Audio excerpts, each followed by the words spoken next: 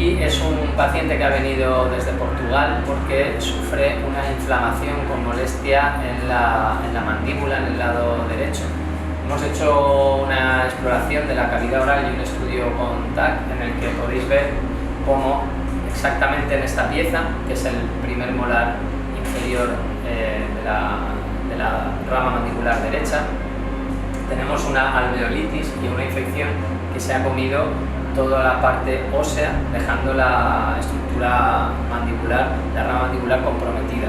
Y lo que vamos a hacer es quitar la pieza.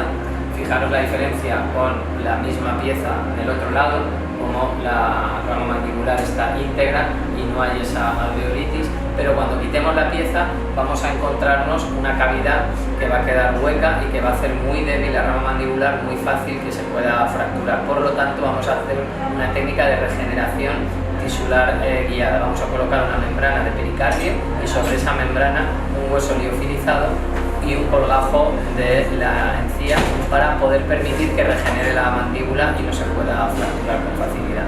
Ahora lo